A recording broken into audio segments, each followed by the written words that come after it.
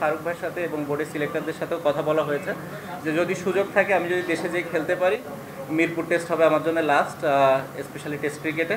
এবং সেই কথাটা বোর্ডের সবার সাথে বলা হয়েছে এবং তারা এই বিষয়টা জানে এবং তারা চেষ্টা করছে যে কিভাবে এটাকে সুন্দরভাবে অ্যারেঞ্জ করা যায় এবং যাতে করে আমি যে খেলতেও পারি এবং নিরাপদ ফিল করি। অ্যাট দি সেম টাইম যখন দেশের বাইরে আসার দরকার হবে এবং দেশের বাইরে বের হতেও যেন আমার কোনো সমস্যা না হয়, এই জিনিসটা বোর্ড খেয়াল করছে। এবং যারা এই বিষয়গুলোর সাথে রিলেটেড মানুষ আছে তারাও এই বিষয়টা দেখবে এবং দেখছে বলে আমি মনে করি এবং তারা হয়তো আমাকে একটা ডিসিশন দিবে যেটার ভিত্তিতে আমি হয়তো বা দেশে যে খুব ভালোভাবে খেলে অ্যাটলিস্ট টেস্ট ফরম্যাটটা ছাড়তে পারবো।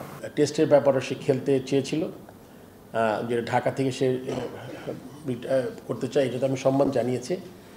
তখন এটাও কথা হয়েছে যে তাকে মানে ওই লেভেল থেকে তার কেসের ব্যাপারে কি হবে না হবে এটা আমি বলেছি যে এটা আমাদের তেমন কিছু করার নেই, মানে অ্যাজ এ বোর্ড।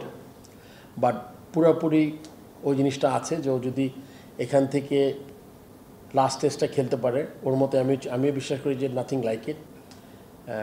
সেটা যদি হয় খুব ভালো হবে, আর বাকিটা ওর ডিসাইড করতে হবে। কেননা ক্লিয়ারেন্সটা কে দিবে এটা আমাদের বোর্ড থেকে কিন্তু আমরা ক্লিয়ারেন্স দিতে পারবো না। এই ব্যাপারটা এটা অবশ্যই আপনার একদম উচ্চ পর্যায় থেকে আসতে হবে।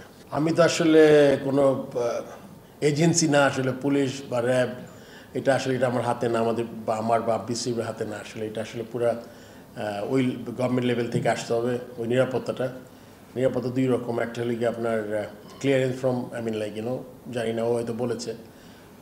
আরেকটা হলো গিয়ে আপনার মনে করেন আমাদের স্পেকটেটরও আছে, সেই ব্যাপারটা তার ডিসিশন নিতে হবে। এটা আসলে আমরা এটাতে তেমন পার্ট হতে পারবো না। আসলে এটা আমি এই মুহূর্তে আমরা কিছু বলতে পারবো না বোর্ড থেকে আমরা কী করতে পারি, বিকজ আমরা তো আসলে এরকম একজন ব্যক্তিগত মানুষকে নিরাপত্তা দেওয়ার মতো আমাদের নাই, মানে কী বলবো, অ্যাবিলিটি নাই আর কি।